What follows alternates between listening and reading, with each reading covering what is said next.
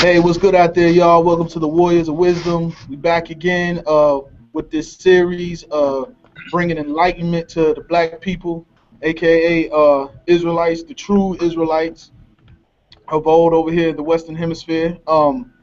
Last week we talked about this, the shadow government. You know what I'm saying? Y'all call them the Illuminati. I don't know what they call themselves now. All I know is that there's a shadow government. Whatever y'all want to call it, that's what it is. Gorilla Hebrew broke that down perfectly last week. But now we're going to use the techniques that they use in order to enslave us. You know, some people may say it's mind control or neurolinguistic transmitting. But you know, I'm a spiritual man. This spiritual warfare. You know, um, and y'all have to take that into account. You know what I'm saying? This has been talked, and all you people that rep African and all that type of stuff, they know about the spirits. You know what I'm saying? They got all type of trinkets and stuff they put on their house to ward off evil spirits. So, if you know, y'all can't say nothing about claiming Africa and stuff if y'all don't accept that part of Africa either. Even your African ancestors knew about evil spirits and knew about how to ward them off. Okay, so but now we from the biblical perspective of that. You know what I'm saying? Which is the supreme perspective of that. So Gorilla Hebrew go drop some knowledge on y'all. What's up, bro? What's going on? First and foremost, of courcourse, want to say, call Allah Yahweh Shem Yahushua, all praises to the Most High God, in the name of His only begotten Son. Spiritual warfare is something that's talked about a lot in the scriptures, and there's different levels to it. You know, you got the highest possible levels you could think of, and then we have much more simple and much more practical ways that we could ward off evil spirits, negative spirits, or if you will, negative vibrations. Even if you're not all into, oh, I think it's spooky, y'all talking about this spirituality, we all can agree about frequencies and vibrations. Certain negative frequencies and vibrations can basically incapacitate your life. You understand what I'm saying? So just, I want to deal in a lot of ways with this presentation today. I want to deal on a very practical level so everybody can understand this. You understand what I'm saying? Basically combating negative vibrations and overriding them with righteous and positive vibrations, and how we do that through the spirit and power of Yahweh Hashem Yahushua. You understand what I'm saying? So, without any further ado, I want to get into it. No PowerPoint today. I'm just going to read the scriptures and deal with that, because this is a lesson that is just very scripturally heavy. You understand what I'm saying? We're going to start here in the book of Ephesians, the 6th chapter and the 12th verse.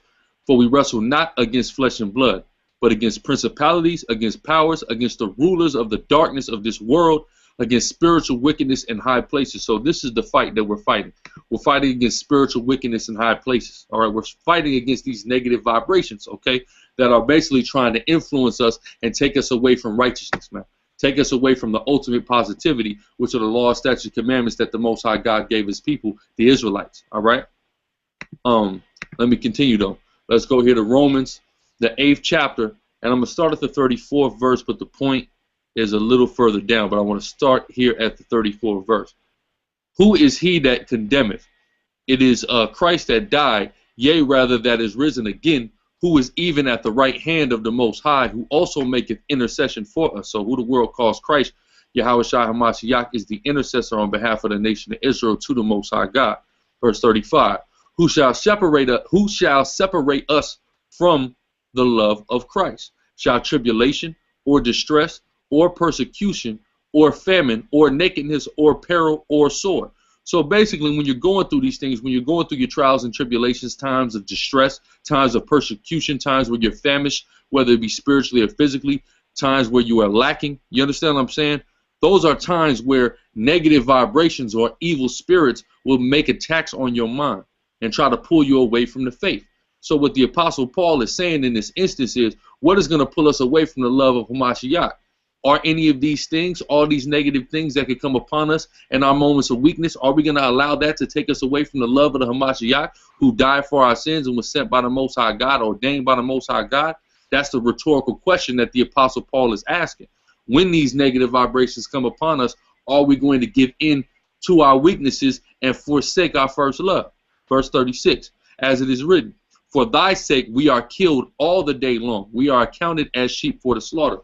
Now, That's a very deep concept that he's dealing with. A lot of people, when differentiating from the Old and New Testament, a lot of people will say, well, in the New Testament, the sacrificial law is done away with. To an instance, is correct. We're not taking the lambs and you know the rams and the things like that and going to sacrificing them in Jerusalem on the altar as we would in ancient time. But now us as a body, as the body of Hamashiach, we are that temple. We are that altar. So we are those sacrifices. How do we sacrifice? By forsaking the wickedness of this world, warding off these evil spirits, not giving heed to these seducing and evil and wicked spirits. Okay, and sacrificing, because this whole world, like it says in Ephesians 6 and 12, our fight right now is against spiritual wickedness. It's against the evil spirits, the rulers of this world, who rule through these negative vibrations. You understand what I'm saying? So the way we die daily is we sacrifice our own selves. We don't give into the general way that this world is ran, and we fight against it, and we stay positive, and we stay righteous. And by doing so, we are dying daily because we are sacrificing ourselves. Okay, it is very easy to go and partake in all the things that the world is partaking in. It is very easy to do that. It's very easy to give in to peer pressure. But instead of giving in to peer pressure, you fight against it. You dare to be different, so to speak. You go against the grain of this world and stay on the grain in the path of righteousness as laid out, and the blueprint was laid out for us by the Most High. You understand what I'm saying? So by doing that, we die daily. You understand what I'm saying? We are presenting our bodies as a sacrifice by instead of conforming, fight against the ways of this world. You understand what I'm saying? Where I'm at. Yeah, I just want to make a quick comment. Go ahead, brother. And here's another thing. Spirituality and spiritual warfare go hand in hand with mentality. You know what I'm saying? As far as where your mental state is at.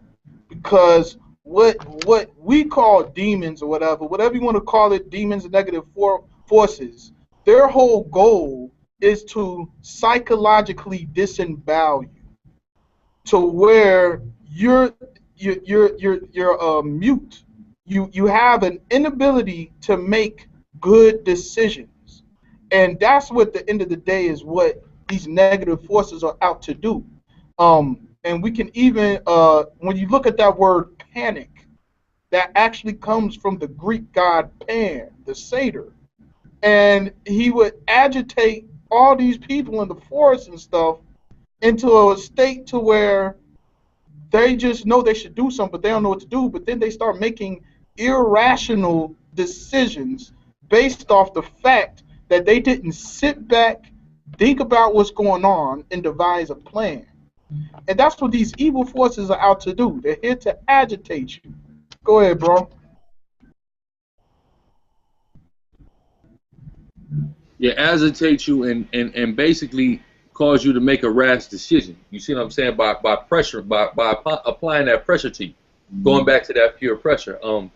You know, just growing up, we all experience peer pressure. And we all know it's like, damn, well, I don't want to be ostracized by my peers. I want these people to be accepting of me. So I'm willing to do the things that they do, even though it may go against my better judgment, in order to gain acceptance from these people. Oftentimes, a lot of youth struggle with these decisions. But it doesn't stop when we're young. It doesn't stop when you're in elementary school. It doesn't stop when you're in middle school. It just blossoms. It actually goes to broader scales once you increase in age. You see what I'm saying? So when you, again, go against that, you're dying daily. Why? Because you are facing being ostracized by your peers, by people speaking ill of you, by people saying all manner of wickedness against you. That's why through the world, even when he told Christ, Yahushua, he said that. He said, blessed are ye when men shall speak all manners of wickedness about you for my sake, because being conformed to the image of Hamashiach, who is conformed to the image of the Most High, is totally against everything in this world.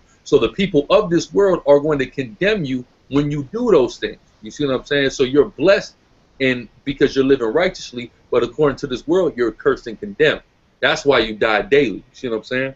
And be wary of your peers, because once again, if you're surrounded by righteous peers, you're going to be pressured by righteous peers. That's what you want happening.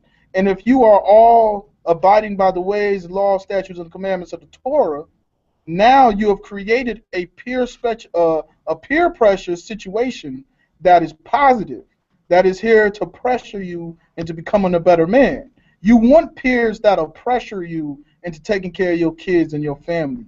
You want peers that'll pressure you into getting a job and not just laying around and being lazy and stuff. You want those kind of peers around you.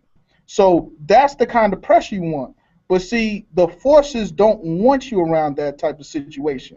Now, when we look at the Torah and how things were in ancient Israel, they created a peer pressure situation of righteousness through the Torah, where there's pressure. Hey, you sleep with this man over here, we're going to kill you. I would say that's some pressure, right? That's some serious peer pressure right there. This man's wife. This is this man's wife. You take his wife, we're going to stone you. That's some serious peer pressure. But you know what? It may sound harsh, and even now, through the grace of Almighty, you can now ask for forgiveness for these things, and you're not going to get stoned. But in that society, they created the ultimate peer pressure of righteousness, to where you don't do this, you don't do that, because if you do, we will kill you. Ain't that right, bro? Yeah, exactly. And there's righteous peer pressure, and that's a good point you made. If you surround yourself with people who are living righteous, living by these laws, you're going to be righteously peer pressured into doing the right thing as opposed to doing the wrong thing.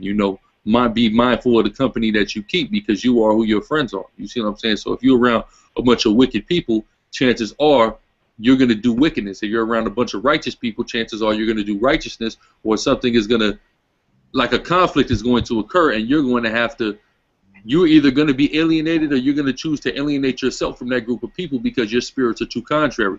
One's negative and one's positive. You see what I'm saying? As the scriptures say in the book of Corinthians, what fellowship have the darkness with the light? You see what I'm saying? The darkness go with the darkness, the light go with the light. That's just what happens. You see what I'm saying? So, you definitely should be surrounding yourself with righteous people, so you can be righteously peer pressure. And I've been blessed to have a good family to put that kind of pressure on me, because I just couldn't grow up regular because of my father, my grandfather, my mothers, my sisters, my cousins, there's a lot of pressure on me to be great. Now, unfortunately, this all goes back to the matriarchy. When you're living in a household where the woman takes on all the responsibilities, there's no pressure on you. You've been alleviated. The black woman is God. She can take care of all your problems, and you can sit back and relax and don't even have to worry about that. So now you've been alleviated of all these other pressures that you should be thinking about, and now you got time on your hands to want to go out and sell drugs, do drugs, whoremonger. I mean, that's the cycle. So all this ties together, and the dark forces, the adversary, they will see that and use it because it's so convenient. It's so convenient. Well, I don't have nothing to live for, so I'm going to do this mess over here. Like, you always hear that. I have nothing to lose. Well, if you have nothing to lose, gain something. Come on, y'all. Gain something to lose. You know what I'm saying? Go ahead, bro. Yeah, those was good points. I'm gonna continue back here in Romans the 8th chapter. Start back at verse 36. As it is written, for thy sake we are killed all the day long. We are counted as sheep for the slaughter. Nay, in all these things we are more than conquerors through him that loved us. So what are we conquering? We're conquering negativity. We are conquering the wicked, evil ways and the sinful ways of our flesh. Okay, when we resist or we die daily to this world. You understand what I'm saying? When we resist the wicked and evil ways of this world and fight against the spiritual wickedness in high places, right? Verse 38. For I am persuaded that neither death nor life, nor angels, nor principalities, nor powers, as it spoke about in Ephesians 6, nor things present, nor things to come, nor height, nor depth, nor any other creature shall be able to separate us from the love of the Most High, which is in Hamashiach Yahushua our Lord. Okay? And this is the mindset that we have to be in. We, number one, have to know, as it says in Ephesians 6 and 12, the type of fight that we are fighting, a spiritual fight, a frequency fight. then we have to understand, and we have to have the mindset or the mentality, as the brother touched on, that nothing is going to be able to separate us from righteousness, that nothing is going to be able to come between us and the right thing. You understand what I'm saying? That nothing is going to be able to separate us from the Most High God. If you have that, basically, as me and the brother, a phrase me and the brother have recently coined is "get spiritually rich or die trying." If you have that mindset to where I'm not going to lose, I'm going to fight this fight to the end for the Most High's sake and for my own salvation's sake, you ain't going to lose, probably. You see what I'm saying? If you are really true to that and you really understand the battle that we're fighting and we understand the marathon that we're running. All right, let me go to here to Colossians. This is the book of Colossians, the 1st chapter, starting at the 12th verse. Giving thanks unto the Father, which hath made us meet to be partakers of the inheritance of the saints in light, who have delivered us from the power of darkness and have translated us into the kingdom of his dear Son. So the Most High is calling an elect group of men, okay, and delivered an elect group of men from the power of darkness, starting with the 144,000, from the power of darkness. So you got to be striving and hoping that you are one of those men that have been delivered from the power of darkness, and your family, your household will come along with you, as the scriptures say. All right? But, you know, the power of darkness is what we're at war with. You know, we get on the white man. The white man is definitely our physical enemy, but the white man is being dealt with by a spiritual entity. You understand what I'm saying? Very wicked and dark spiritual entity, right? And that same spiritual entity will attack you. You understand what I'm saying? So we have to understand that.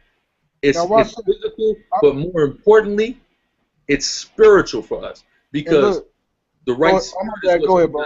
Go ahead, brother. No, well, you finished. My bad. You just. No, I'm done. Man, listen, and watch this. Y'all, people might get mad at me when I say this, but I have so much sympathy for the white man, because they don't understand. They getting tricked by these dark forces. They think that, oh, they're in good. They're being blessed. They rule the world. They finna get trashed. Y'all, the white man don't understand. They the puppets themselves. They don't understand that, and they're being tricked. And out of their own ego, they falling for it. But at the end of the day, they gonna get it just as worse as we getting it now. And they don't understand that.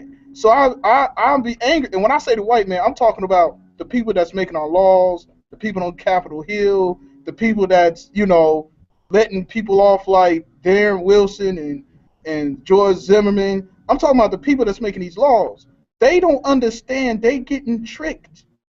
And they're all a part of this scheme, and it's sad. But at the end of the day, you reap what you sow. I mean, I may have sympathy for you, but at the same time, you got to pay for this. You know what I'm saying? And it's not going to be by my hands. It's going to be by the Almighty. You know what I'm saying? Which is really worse. There's only so much I can do to somebody. But when we're talking about the power of the Almighty that created all things in the universe, I mean, it's sad, man. Go ahead, bro. Yeah, definitely. They don't even understand that they're just pawns in this game, man. You know, and they getting ready to get treated. You understand what I'm saying? Not by the people by the forces that's helping them now. See, it's not even the Most High that's going to get them. It's the demons and the dark forces that are pimping them right now that's going to mess them up. You reap what you sow, man. Yeah, they got a lot to answer for, and they're gonna have a lot of hands at their neck, man, when the time comes. I'm gonna start here in the book of Matthew. We're gonna go to the Gospel, Matthew 17, starting at verse 18.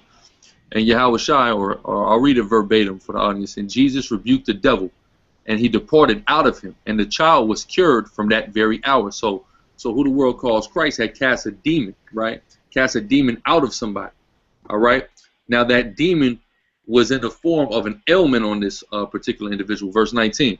Then came the disciples to Jesus apart and said, why could not we cast him out? So the disciples saying, look, how come you was able to cast him out, but we didn't have the ability to cast him out? It's verse 20. And Jesus said unto them, because of your unbelief, right? So real quick, I'm going to stop right there. There's a little bit more in that passage that I want to go into, but I got to stop right there. One way that you would increase your spiritual strength and your spiritual ability to ward off and fight these powers of darkness and these wicked and evil or negative vibrations is through increasing your faith. Okay, faith is fundamental and faith is key in building your spiritual strength. Okay, it's core. Just like if we liken this unto when you go into the gym, you have to build your core. Your core on a spiritual level is faith in the Most High God.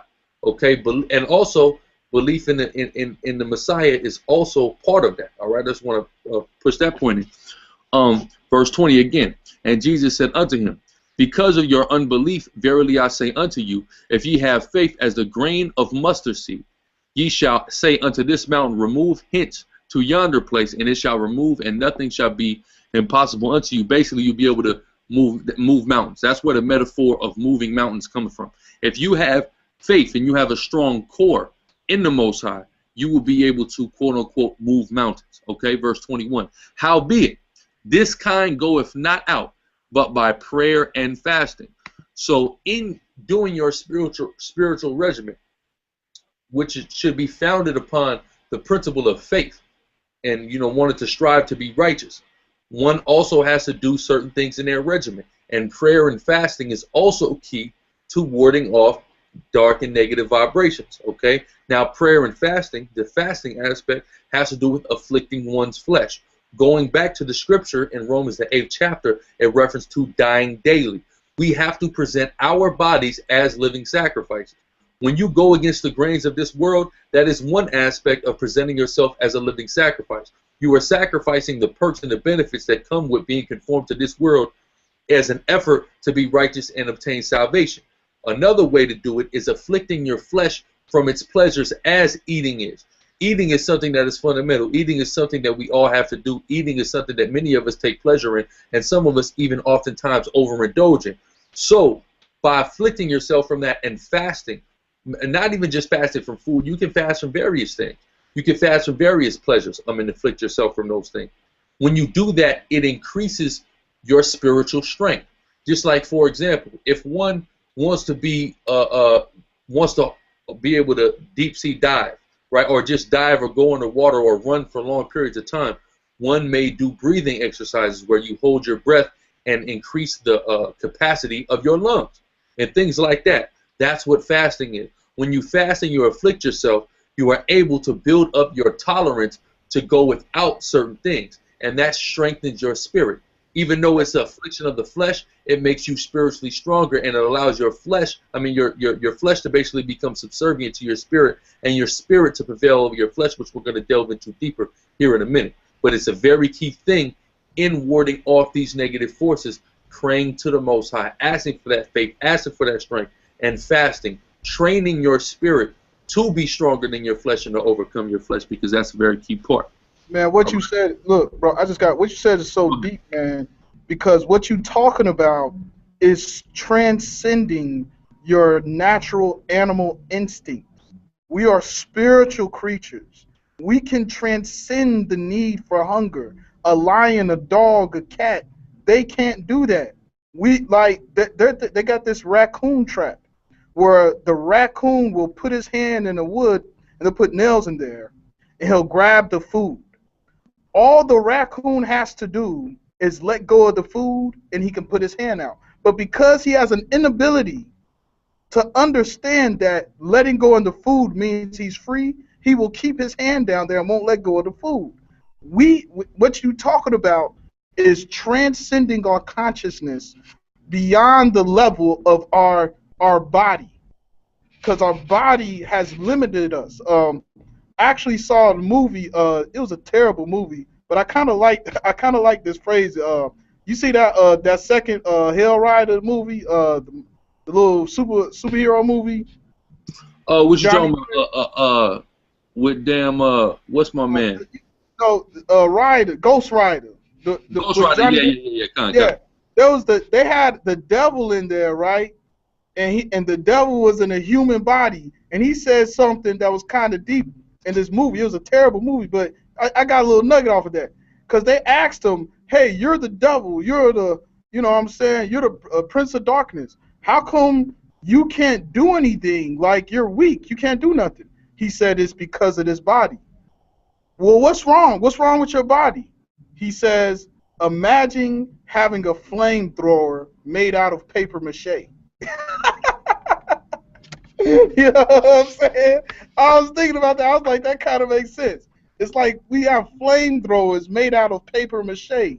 Our bodies have limited. These are not the new bodies that we will have when time comes, but we have to at least be able to transcend the existence of this thing. And you will see these practices in other cultures. Like, I don't subscribe to Buddhism, but they really focus hard on transcending beyond physical capabilities that that one would say, hey, you need to do this in order to survive.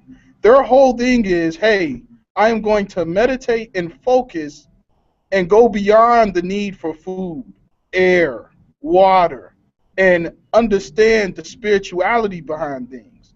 And through there, you can fight these forces. So what you saying is deep, bro. Yeah, and to further even expound on that point you made, you know, a body, when you deal with the word body, etymologically going back to the word abode or house, right? A body is a house for what? Your spirit. Your spirit is dwelling within your body. There's a scripture in the Gospels, who the world calls Christ, makes a statement about, in my Father's house are many mansions. One aspect of what he was saying there has to do with the raising up of Israel, starting with the elect of Israel, and the glorified bodies as you spoke about. And they will be like unto mansions. The bodies we have now are like old-ass project buildings. You understand what I'm saying? They're mortal, right? Just mortal flesh. The term mortal means dead. As soon as we are born, we're dying. Our body's already dying. We're losing skin. We're shedding. You know, we're doing all these various things. We're dying. You understand what I'm saying? Fleshly. So these bodies are very imperfect. As it says, corruptible. They're corruptible. So, you know, we're striving to obtain those incorruptible bodies, but in the meantime, we need to, like you said, spiritually transcend the confines of this flesh to the point you made in regard to the animalistic nature that comes with having this flesh. The Most High oftentimes liken the nations of the earth unto the beasts of the field, or they're the beasts of the field. Why are they the beasts of the field? Because they have an animalistic nature that a lot of times, a lot of these other nations that are outside of Israel don't know how to combat themselves, which is why they're typically caught off into idolatry. The Most High gave us the Torah. The Torah in and of itself teaches us how to spiritually transcend the animalistic natures of our flesh. How to, for example, if you've seen an animal, not even a pig, let's take a lawful animal. Let's take a cow, dead in a field, dead of itself, drop dead. A person of another nation would likely eat that if he was hungry, look at it for food. We understand because of the Torah to resist that animalistic urge and say, well, it died of itself. I didn't execute this animal, therefore I have to refrain from eating that animal. So the Torah in and of itself gives us a science and a formula to spiritually transcend and rise up above our flesh and our animalistic nature. You understand what I'm saying? A lot of people don't get that, and that's why in Deuteronomy the 4th chapter, it says that when the people of the nations would hear our laws, statutes, and commandments, that they would marvel and they would say, how wise a people this is. You see what I'm saying? Because we were given the wisdom by the Most High to reject, you know, the animalistic nature. So we have to kind of come back to that mindset and that mentality through the spirit and through spiritually strengthening ourselves. Okay, and people got to understand that, and me and this brother were talking about this off the record before this started about the New Testament. A lot of people have a very flawed ideology and notion about the purpose of the New Testament. Part of the purpose of the New Testament was to reintroduce Israelites that were part of various exiles and under the influence and the oppression of various heathens and had their thought process changed, to reintroduce them back to the things that were introduced to us initially in the Torah, like spiritual transcendence and things of that nature. Yes. And as far as the animalistic, and here's what really has concerned me. This whole Hebrew verse Kemet thing is a negative force. And let me tell you why. I've never seen so much divisive nastiness amongst brothers than what I see with this Kemet versus Hebrew thing. I mean, and then it has now transcended to now Hebrew versus Hebrew stuff, and Kemet versus Kemet stuff, and Islam versus it's not even just, and what I mean is this: disagreements are not the problem. Everybody disagrees. You know what I'm saying? Me and you probably disagree on a lot of things, but what is the spirit behind our disagreement? Am I disagreeing like, hey, this is the knowledge that I've attained right now. It doesn't really match up with what you're saying, but let's talk and let's see if we can build and see who's actually right. Is it in that? Is it in that thing? Or you're stupid, you're an idiot, you don't know what you're talking about, you're brainwashed. That type of rhetoric is the norm now in this quote unquote this unconscious community. It's the unconscious community, because there's no way you can be conscious and get emotional about people with different beliefs. And that goes back to the spiritual warfare. You have these look Gorilla Hebrew, bro. I don't, maybe I'm showing my age, but I've never known men to be so sensitive in this day and age. These is the most sensitive people. These are supposed to be men, and they're so sensitive.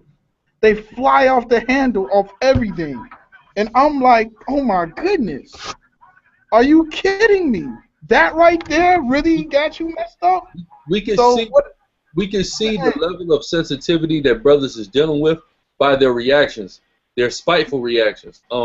When you are doing things that are not intended in totality to teach, but more so the spirit behind, your actions are totally out of spite, just to spite a person. Now we know that you're dealing emotionally and you're dealing with sensitivity, Yeah, and it bothers me. Like that's like, and I shouldn't see, and then that's the dark forces working on me. Like, really, bro, you that sensitive? That irks me. But me, I have to transcend beyond my flesh from getting irritated with that and be like, you know what? It's like, watch this. Anybody that watched a Kung Fu movie or any kind of movie where you have the master and the citizens, notice the master is always the least emotional one in the bunch. You got the young dude just starting, he's emotional, he's ready to go out there and fight, whatever. It's always the wisest master that's always sitting calm. Wait, let's think about it, let's talk it over. That's how everybody should want to be like, to where you want to sit back. And we look at Solomon, he's an example of that. Solomon was wise. He would be like, okay, he went around collecting wise words. He thirsted for it. You know what I'm saying? And I still say, I don't care what anybody says, the book of Proverbs is the #1 collection of wise words in the planet. That right there, if you follow that book and the teachings and lessons in Proverbs, your life is going to be great. You know what I'm saying? There's not going to be no confusion. It says, hey, all these angry people, don't hang out with them. Don't hang out with a wrathful man. Do not befriend them. Like, that's simple. Just do that. And see, when you do that, you won't have to worry about somebody coming up in your house and shooting the house up because because you dealing with those kind of people, man. Go ahead, bro. Yeah, exactly. Where was I at? Okay, let's go to Proverbs 11:8. The righteous shall be delivered out of trouble, and the wicked cometh in his stead. And that's dealing with going through tumultuous and perilous times, which come through negative vibrations. When you live uprightly and you permeate and perpetuate positivity through the spirit of the Most High, through righteousness, through doing righteousness, what you're actually doing is delivering yourself in a certain aspect from negative things occurring to you. You understand what I'm saying? Through permeating that righteousness. Good things come to those who do good. we know what's good according to the law, statutes, and commandments. Deuteronomy 4 and 8, which I referenced this. I totally forgot I even had this in the lesson. I just referenced this a second ago, Deuteronomy 4 and 8. And what nation is there so great that have statutes and judgments so righteous as all this law which I set before you this day? So the law, statutes, and commandments, you know, the Torah that the Most High God gave us, that's righteousness. So when we do that righteousness, when we deal with that righteous vibration, we are actually putting out good, so good is coming back to us by the will of the Most High. So we got to also keep that in mind. Let's go back to the book of Romans, the 8th chapter, and let's deal here with the 6th verse.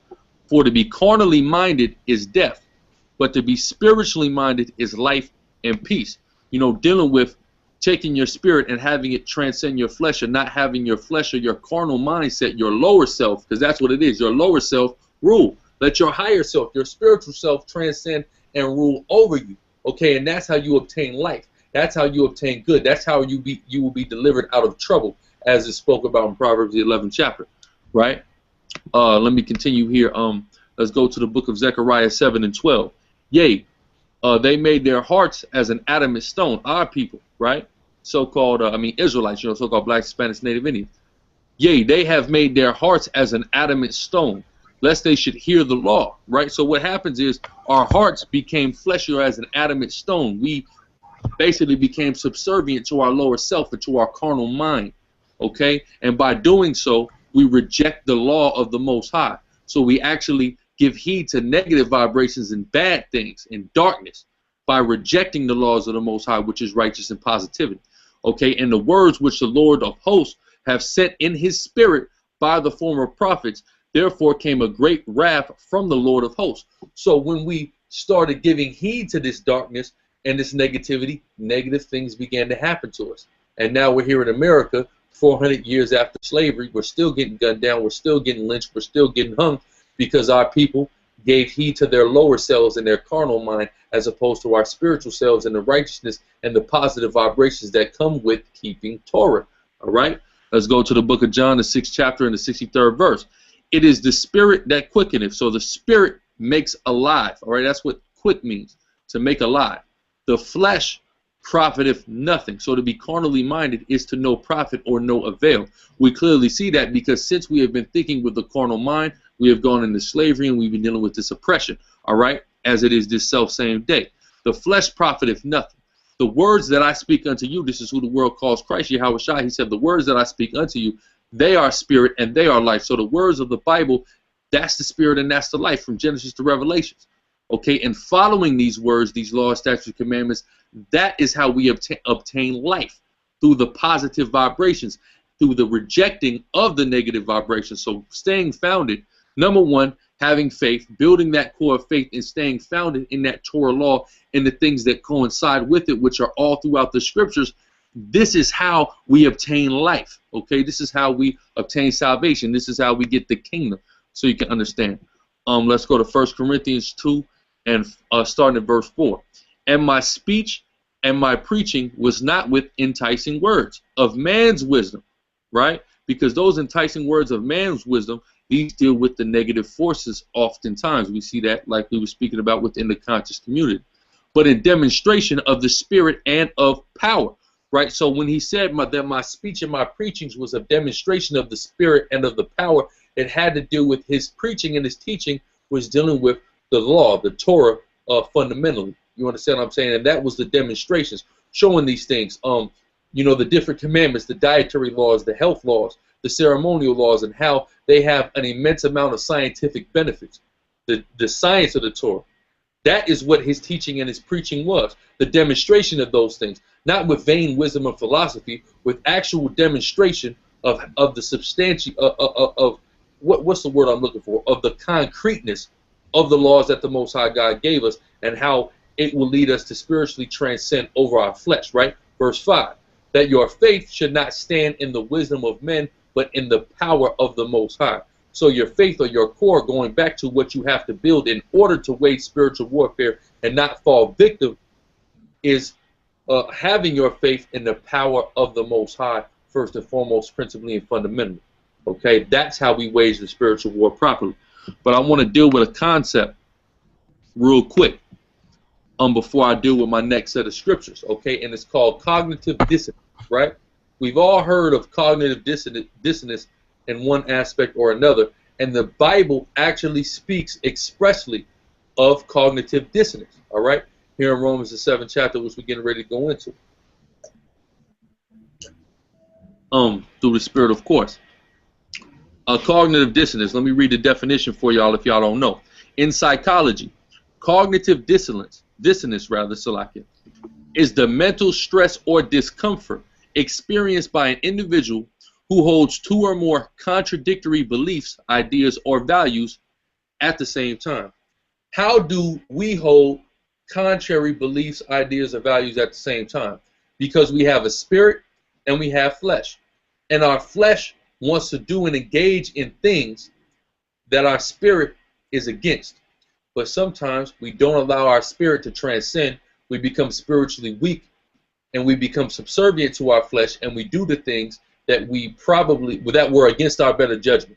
We hear people say, yeah, I did that and that was against my better judgment. How do we do things that are against our better judgment? By letting our flesh prevail against our spirit, because our judgment and our moral compass comes from our spirit, from the spiritual aspect. So if it's against your better judgment, it's probably something that your weak flesh wanted to do as opposed to your spirit. Okay, and the Apostle Paul speaks about that in depth here in Romans the 7th chapter, and I'm going to start the whole Romans the 7th chapter, but I'm just going to start from about midway through the chapter at the 12th verse and read to the end, which is verse 25. Wherefore the law is holy, the Torah is holy, right? And the commandment holy, and just and good. So what is holy, sanctified, justified, good, and righteous is the law, statutes, and commandments. Okay? The Apostle Paul is clearly clarifying this in the New Testament for anybody who may have had that misconception, right? 1 second. All right, verse 13. Was then that which is good, Salakia, was then that which is good made death unto me? What is he saying? That the law is good, but it was made death unto me. Why? Because my flesh constantly wants to do things that according to the law, I'm worthy to die for. This is what he's saying. God forbid, right? So basically, he's saying that our flesh wants to do these things that are contrary to the law, that are worthy of death. So did the Most High say that something good is death unto us? No. This is life unto us, because it is spirit. Even though it is words and it deals with physical aspects, it is spirit. It is spiritual knowledge, wisdom, and understanding. 360 degrees of a full, complete spectrum of knowledge, wisdom, and understanding that the Most High God had it unto it. So he said this good thing that the Most High God gave us, he didn't give us to kill us. He gave us to give us life, to give us understanding, right? But sin, that is that it might appear sin, working death in me by that which is good, that sin by the commandment might become exceeding sinful, right? Talking about the desires of the flesh, all right? Which he's going to further expound on verse 14. For we know that the law is spiritual, right? So the law is spiritual. Ain't nothing carnal about the law. It is spiritual knowledge given from the Most High God. He said, for we know that the law is spiritual, right? But I am carnal, sold under sin, meaning us as people, we're dealing with our lower self oftentimes. We are dealing with carnality. We are dealing with the physical sense, right? So we are sold under sin. We have become subservient to sin, subservient to wickedness, because our flesh takes so much pleasure in these various things that the Most High God deemed wicked and unrighteous. Okay? That's why we have to, through our spirit, transcend our flesh and rule over our flesh by our spirit, and not be sold under sin and not become subservient to wickedness and unrighteousness. Okay? Because those are the negative vibrations, the spiritual darkness, that are going to only perpetuate and bring negativity our way. So in order to perpetuate positivity and good things and ultimately salvation, one must conquer the physical sense, must conquer the carnal sense, and let the spirit and righteousness through understanding of the Torah and having faith override, right? Verse 15. For that which I do, I allow not, right? So the things that he does as compelled to by his flesh, the things he does which is against his better judgment, he really doesn't want to do. Spiritually, his spirit has an issue with it, but his flesh does it against his better judgment. This is what he's saying. Again, starting at verse 15 here in Romans 7. For that which I do, I allow not. For what I would that I do, Salakia. For that which I do, I allow not. For what I would that do, I not. So basically, he's saying that against my better judgment, I'm doing wicked things as opposed to doing spiritual things. Oftentimes, our people struggle with this. Damn, I wish I wouldn't have did it. I know I shouldn't have did it. I would have rather been strong in the spirit at that time, but I was weak. You understand what I'm saying? You had a point, brother? Oh yeah. When? Since we going through the scriptures and Proverbs, one proverb has the formula for common sense. It cracked the code. When we look at Proverbs 19:11, good sense makes one slow to anger. It is his glory to overlook an offense. Calm down. Just calm down. And you will make good common sense decisions. When you angry and you flying off the handles, I think you also got what was that Proverbs 29:11, where it's like a fool gives full vent to his spirit, but a wise man quietly holds back. Once again, I'm transcending the flesh to want to beat the hell out of you. I'm transcending that desire to want to do that. Now, I got a question for you, Gorilla Hebrew. We know these dark forces are here. When you're talking to someone in casual conversation, let's say they're not as overt. Let's say they're not all out in the open. What are some small, slick indicators that'll let you know if somebody in the right spirit or not? Are there any trigger marks? Man, it's a laundry list of trigger marks. Sometimes even beyond seeing things, sometimes you could just spiritually read this person. Like, man, that person's spirit is just all wrong. I can't. When you come into the presence of certain people, if your spirit starts feeling dis-ease, it starts feeling like something's wrong. That in of itself that's a telltale sign. You know what? Something's wrong with this person. I'm getting a bad vibration. We're dealing with vibrations here. I'm getting a bad or a negative vibration anytime I get in the presence of this person. So something's wrong with that person. Mm-hmm. You see what I'm saying? That's a key indicator, and that's one of the main things I go off of. And what about these people who have good intentions and it's evil, where they're doing evil with good intentions? That right there is a very huge problem.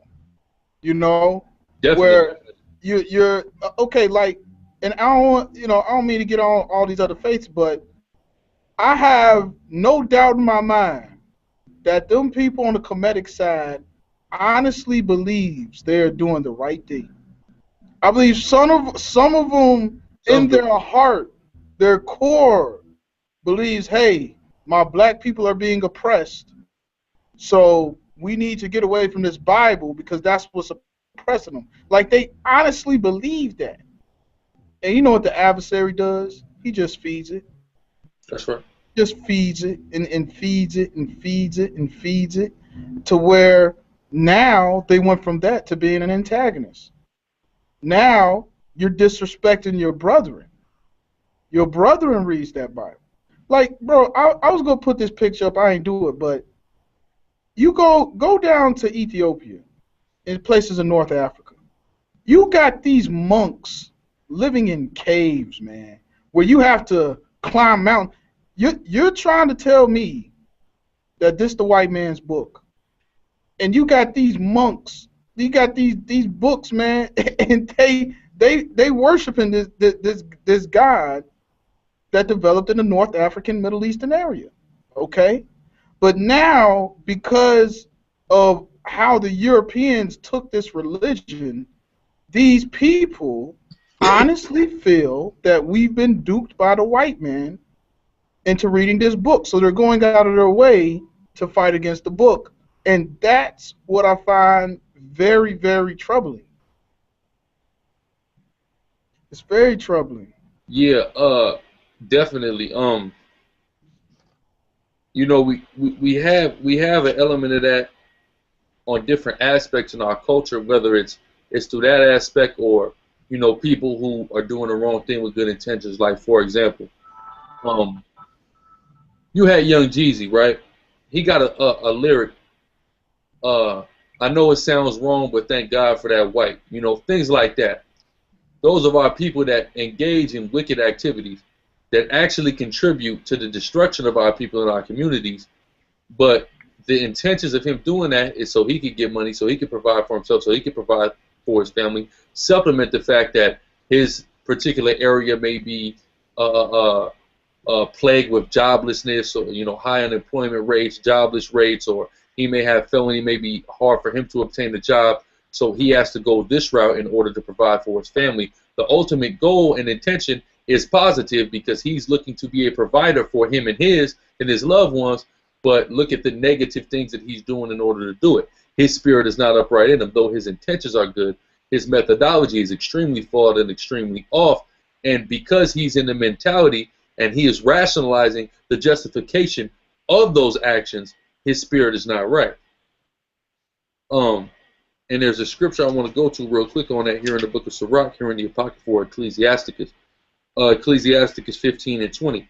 He hath commanded no man to do wickedly, neither hath he given any man license to sin. So dealing with, you know, the narcotics industry and the drug trade, that's a sin. It's really dealing with witchcraft.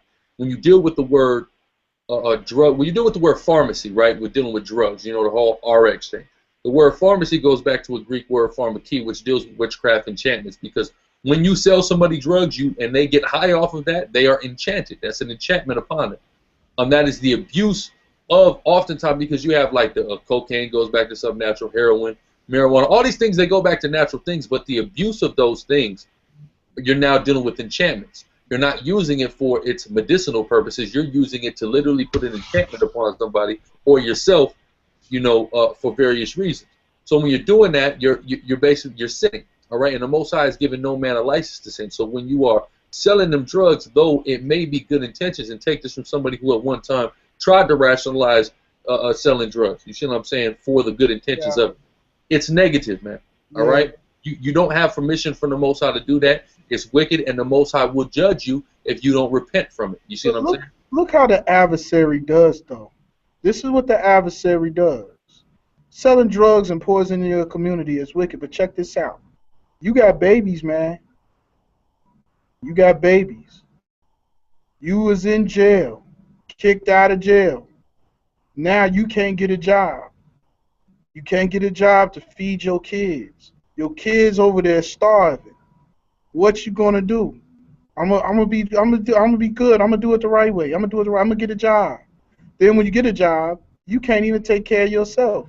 Can't take care of your woman. Can't take care of your kids. So then you get fired from that job, because you now what you gonna do? You're gonna go back doing the evil that you was doing before with good intentions, but it's just. But once again, bro, and people hate when I use this word, and this word is gonna be used in the good sense. It's called faith, bro. You should have enough faith. Even if you're a non-believer, have some kind of faith in something to believe that you can go about doing things without poisoning your people. People say, they talk about faith as if it's a worthless type of thing. No, faith is you getting out of jail, and no matter what kind of turbulence coming out of your way, whether you can't get a job or not, and your kids need food, and your back's against the wall, you have faith that if you keep doing what you're doing and going on the righteous path, something's going to come about. That means something, man. Yeah, and that's a powerful point that you made, and a testament to faith and the importance of faith, going back to, you know, kind of the beginning of the lecture, dealing with faith being your core or the foundations of your spiritual strength and being able to ward off negative and bad vibrations, or, you know, spiritual darkness and evil spirits and things of that nature. You know, through you know, the Christian institution that has been introduced to our people is extremely and greatly flawed. We all understand that, but there are some very positive things that came from the Christian institution that was introduced to our people, and having faith in the Most High is one of those things. You know, minus the the white image that was forced down a lot of our throats. Just having faith in the Most High, in the Creator, is a very, very positive thing, and it was introduced to our people through the, the Christian institution. And many of our people, no matter, what type of life they're leading, do have that faith. But now we have these conscious guys who are trying to introduce this Eurocentric ideology of atheism to our people, and trying to destroy and tear down that faith that has been given to us. I love that you said that. It's Eurocentric atheism. Since when have Africans been atheists? Since when have we ever, it's like that concept is not African. If you go claim Africa, that's not African. That's Eurocentric. Because you know why Europeans say that there's no God? Because they believe they're the God. That's their thing. With all their thing, we don't need God because we are God. Exactly. They have to believe that. They have to believe that because they know that there's a God out there, and that God is a God of a people, and them people was created in His image, and them people happen to be black, and they happen to take them people into slavery. So why would you believe in that God? Doesn't make any sense. That God, by nature, is anti everything you're about. So of course you're going to reject God. And of course, you're going to encourage them people that are chosen of that God to reject that same God, and start dealing with atheism. So, those are key components to touch on. Before I go back here in the Romans 7, I want to read this scripture I just came across here in the book of Sirach, or Ecclesiasticus, the 18th chapter, and I'm going to start here at the 30th verse. I'm going to read verses 30 and 31.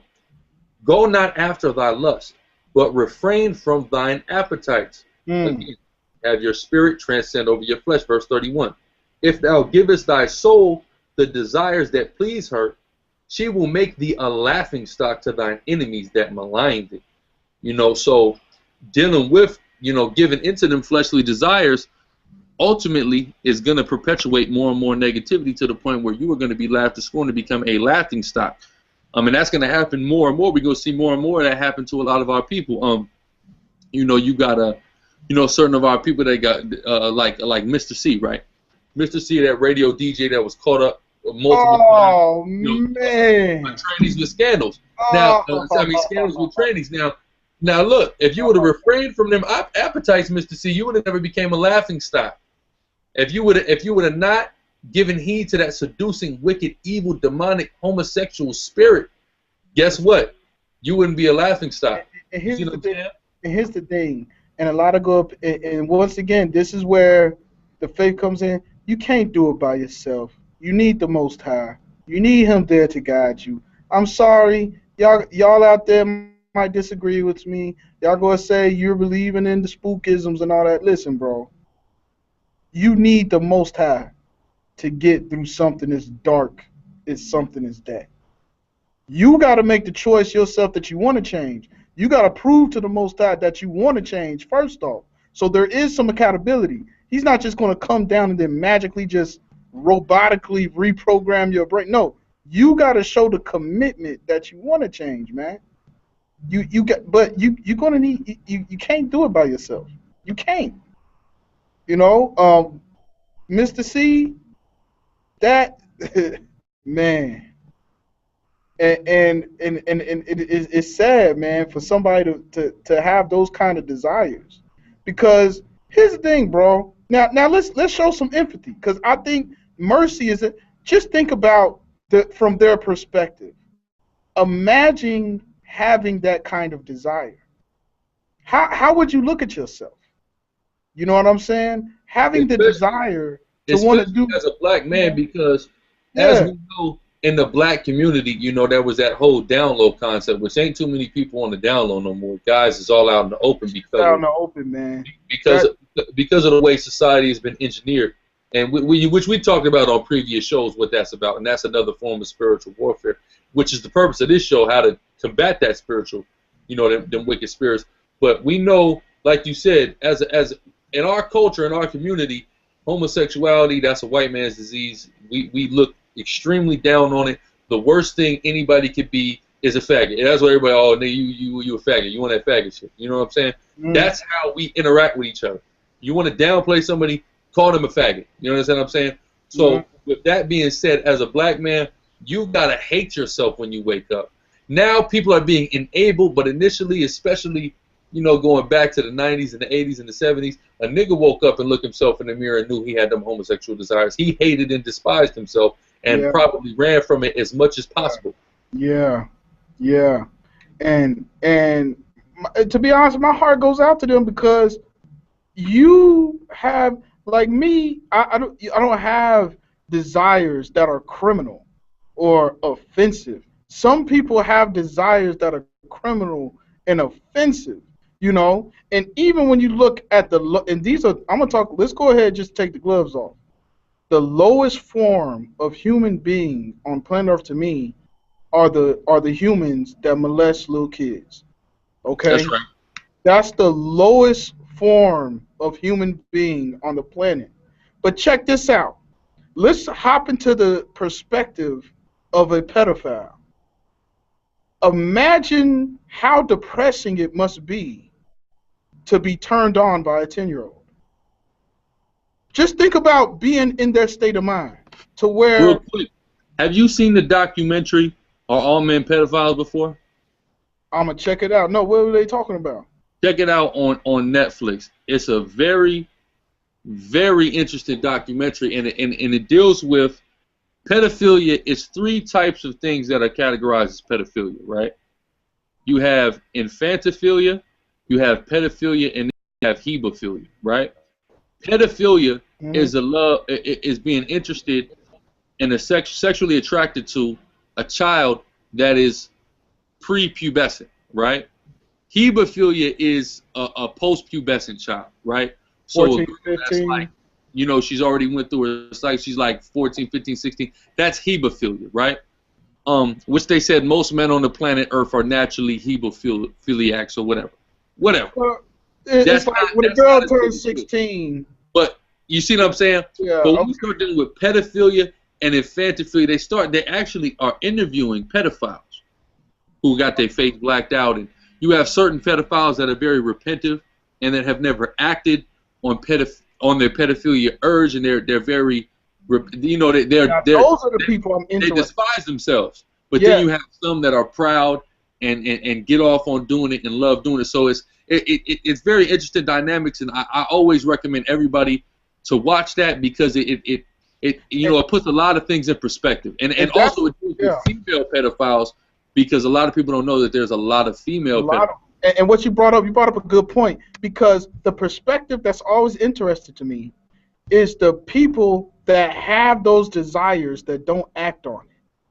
You know what I'm saying? Now, to those people, my heart goes out to them because they've been inflicted with such a terrible desire to have. Like, I couldn't even imagine having to deal with that type of desire. I mean, and to be a moral person and have those desires, it's probably a living hell, man. Like, it's... and the thing is, that's a demon. You see what I'm saying? That's spiritual wickedness and darkness, and that's spiritual warfare. And the thing is, the scripture say in Romans, the 1st chapter, that the Lord has given people up to vile affections for their own destruction, for rejecting and rebelling against Him. Certain people have been given up to those vile affections, you know what I'm saying, by engaging in those things and things of that nature. So that's a tough pill to swallow, and this is why we see homosexuals have this pride, these great gay pride. They're truthfully not proud to be homosexuals, but because of the engagement in that act and the consequence for the engagement in that act, they act proud and rebellious because they know there's nothing they can do about it. They've already fully, given themselves over to that demon. You know what? I've noticed that. Have you ever noticed how the real flaming homosexual men try to overly feminine themselves to where they're even more feminine than, like, they're extra? Like, they try to go over and beyond even of what a female would do. You know what I'm saying? Let me tell you something real quick. My wife, when she was in high school, she told me, It was her and her homegirl. My wife is West Indian, and her homegirl was West Indian. She told me that you had this little homosexual who was in their grade, and that he said that I want, because you know all homosexuals are aspiring black women. You know, we all know that, right? So he told my wife and her homegirl, well, look, I want to take you guys to Popeyes and watch how y'all act. So basically, so he could emulate them. You see what I'm saying? What? Yeah. Oh. Ain't that great? Ain't that something? Oh my goodness. Well. So that's that overcompensation.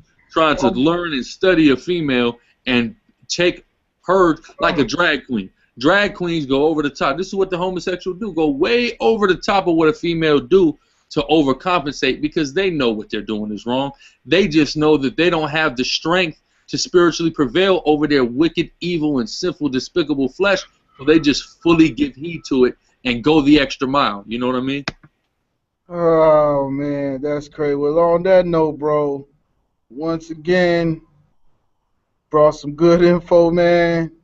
And it's like after these shows, I feel good, but then I feel bad, too, because it's like, man, the reconstruction process we got to do on our people it got to be monumental, man, because it's some issues. And I'm going to check out that documentary, too, because that's always fascinated me that people have these type of mental problems, man.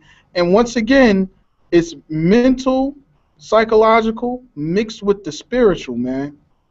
And yeah, because the mental and the psychological and the spiritual, that all go hand in hand, because the spirits, that's what's going to play tricks on your psychological. You know what I mean? They attack your mind. They can attack your flesh through different avenues, but the principal way that a demonic force or an evil force or a negative or a bad vibration is going to attack you is through psychological warfare. You see what I'm saying? The will on your mind, you know, because the mind, it all deals with the spirit. It all goes back, it all goes back to the same thing. And I want to say this for all these atheists, alleged black atheists out there. Now, nobody will disagree that vibrations and frequencies and wavelengths and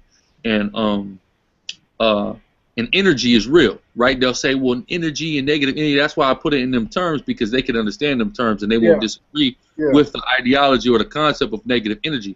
Now, we all know that if I got a cell phone, right, this bad boy, it's got a battery, it'll sustain itself, it has its own energy, but then that energy will die.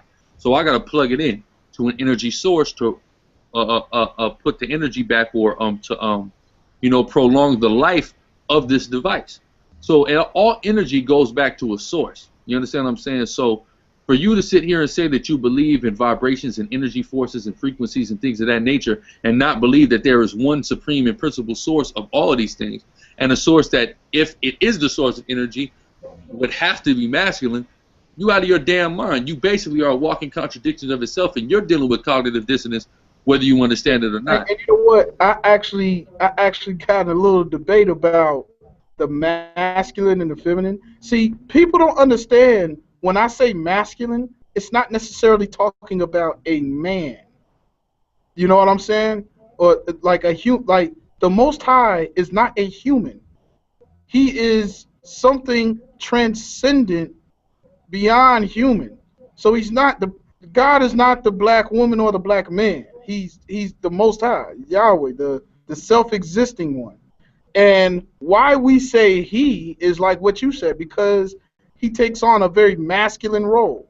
You know what I'm saying? And there's no word for something that's neither man nor woman, So since he's taking this masculine role and he's described as such, we say he, not from the perspective that he has a Y chromosome, but because his role he takes is masculine. Exactly. See what I'm saying? His role as a head, his role as a father. Even these worshipers of a son. If you worship the sun, and this is the thing too, y'all will say the black woman is God, but then you will go to Egypt where the sun is deified, and the sun is clearly masculine because the sun have rays. Rays is dealing with masculinity.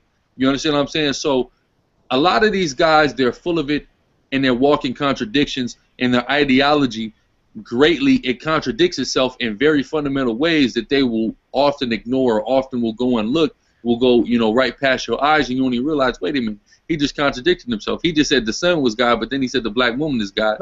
And the black woman is feminine as the earth, and the sun is masculine as a man. Not saying that the Most High God is the sun. Let's not get that twisted. But I'm so happy you said that. Go ahead. Bro, I'm so happy you said that, because this once again is the evil forces. The evil forces causes confusion, bro. Confusion is the whole thing. And let me tell you what confusion is.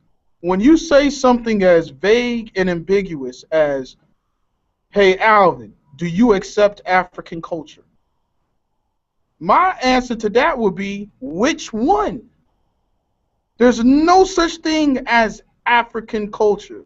You have Watusi culture, you got Pygmy culture, you got Igbo culture, you got Yoruba culture, you got Sudanese cultures, you got Kemetic culture, you got cultures of the South, you got the Bushman culture.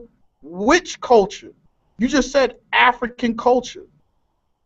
Some of them are barbaric, some of them are good. Which one are you talking about when you say African culture? And that's why they have all these contradictions, like you said, because the differences between one African culture and another African culture are even greater than the differences between African culture and European culture.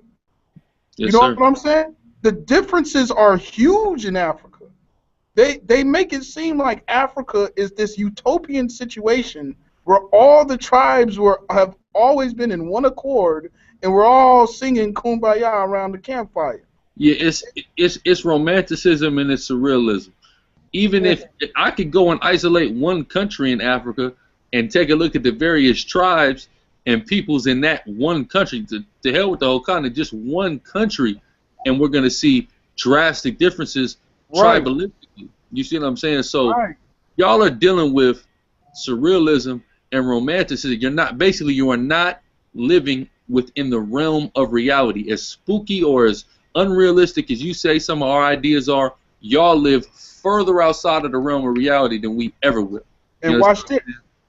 It's disrespectful to Africa to even use this phrase African culture. That's like saying all blacks look the same. It's like saying something like that. It's disrespectful to Africans to say African culture.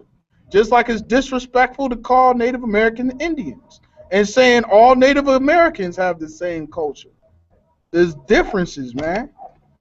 Yes, it's a lot of various differences, and that whole lumping everything together in one pot, that's very Eurocentric. That's very European. All right, bro. Well, I'm about to wrap this up. Thanks for the info, bro. Once again, thanks for y'all tuning in. This the Warriors of Wisdom, and we signing out. You got anything else to say, bro? Hey, all praises to the Most High. All right, cool. All right, we'll catch y'all next week. Peace.